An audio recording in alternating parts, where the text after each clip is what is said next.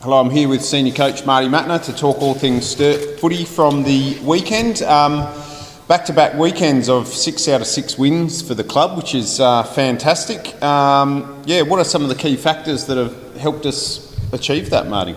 Multiple factors, I guess. I think it's probably the position the club put themselves in. I think things are going really well on all facets. I think the junior program's always quite strong. It shows in our reserves with a lot of our junior players coming up through the reserves ranks, and the league, I think, just starting to put some good footy together. The women's side, I think, also do. They're at a point where they need to keep winning to give themselves keep opportunities to play finals. So there's a few things on the line, and the wheelies just keep going along nicely. Beautiful. And your men kicked it off Friday night at Alberton. Can you give us a few thoughts on that game?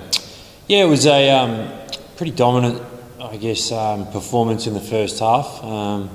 Port only, I think, went inside 15 times in their forward 50 for 1 point in the first half.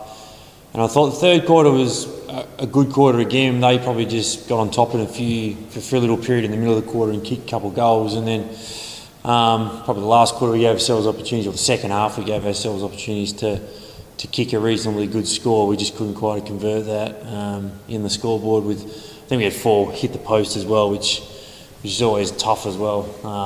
We probably should have won by more, but in tough conditions, quite slippery for most of the game. We'll just take the win and move on to Norwood this weekend. So looking ahead to Norwood this weekend, a triple header at Thomas Farms Oval. We've got the kick and sit running here, which will be fantastic. How are we preparing for the weekend's games?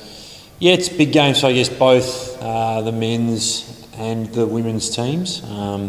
Norwood are above all three of us. The reserves, they're top. League are top, and I think the women are sitting 5th, Norwood. So 3 big vital games, I guess, for the club. Not only is it against Norwood, who sort of we have good rivalry against, it's also pretty important in terms of the season and where everything sits. So, it should be great games. All 3 games should be high quality games, and especially on the King's birthday Monday, hopefully get some big crowds down on the Oval.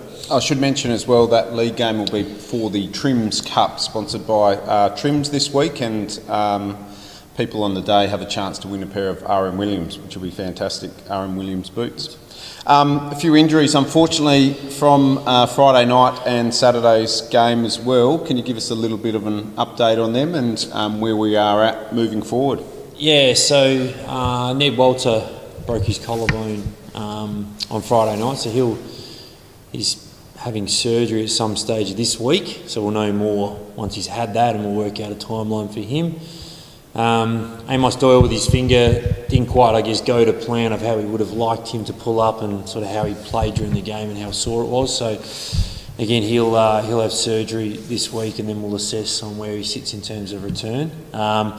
And Brad Jeffries, who's probably been one of our most consistent and best players in the reserves, hurt his ankle late in the game, which is a bit disappointing, or frustrating, sorry. And so, I guess he'll get assessed this week, and we'll work out a timeline for him as well. But a bit frustrating, I guess, at the moment. We get a few back, and then we lose a few to injury again. But we should have, Perez, Slimming, and a couple other guys who are sort of tests over the next week or two. So we should get some players back hopefully this week against Norwood, or if not after the bye. We sort of lose a couple, but we should gain a couple over the next few weeks. So along with the kick and sip match this week, it is a Sandful Super match, which will be fantastic as well. We also have the M&D dunk tank taking place, and I hear there's a couple of special guests getting dunked. What are your thoughts on that one? I believe it's Chris Redgold and Greg Whittlesey. So we'll see how long the lines are for those two. But so I think it's a great cause. You see it sort of in the AFL and how big that's become now.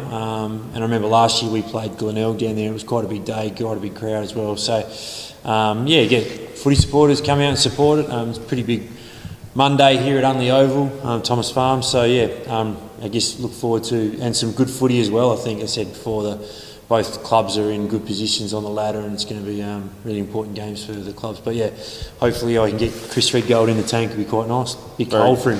Very good. So we've talked a bit about here and now, and the club's tracking along pretty well. looking for the longer term, what are your thoughts in terms of how we evolve over the next few years, and the strategies that are in play to achieve things? Yeah, well, I guess our philosophy and the strategy doesn't really change. I think in terms of that philosophy of the junior programs running really well, both men's and women's side, of providing the core group of players in our senior programs. I guess we can always do things a little bit better. That's probably where we try and find those little improvements. Is the program and the structure is quite good. It's just executing it a little bit better, and always ways to get better. And that can come from coach improvement, can come from technology, can come from a lot of different things. But I think our philosophy is a pretty good philosophy, and it's worked quite well for us in terms of success over a long period of time. But if we can just execute a little bit better, which we always try and do and improve.